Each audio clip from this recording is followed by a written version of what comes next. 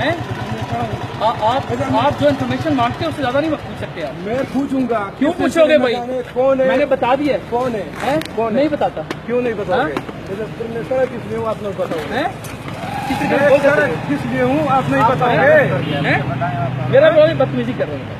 बदतमीजी क्या की है मैंने? मुझे बताएं। बदतमीजी क्या की है? ये देखिए मैंने क्या किया? ये किसका एग्रेसिव स्टांस किसका है? अब बताएं। मैं नौकर नहीं हूँ आपका जाती। मैं आपका जाती मेरे टैक्स के पैसे से चल रहे हो आप। टैक्स के आप जी मेरे टैक्स के पैसे से चल रहे हो। वजह से घर में सो रहे हो मेरी वजह से। मैं बातें करूँ 25,000 पे जान देते हो? 25,000 पूरे मुल्क पे कब्जा कर लिया आप लोगों ने। डिफेंस सोसाइटी मेरी है।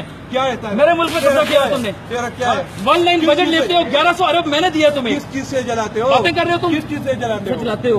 मैं पैसे अर्न करता हूँ तुम्हें देता हूँ। किसको देते हैं? मुझे आप पैसे नहीं देते। मेरी तनख्वाह से चलते हो तुम। बात कर रहे हो तुम? मेरी वजह से सो रहे हो तुम। हाथ नीचे करो। हाँ आराम से सो रहे हो कर। तुम, आराम से बात करो। बातें करी जा रहे हो कैसे कर?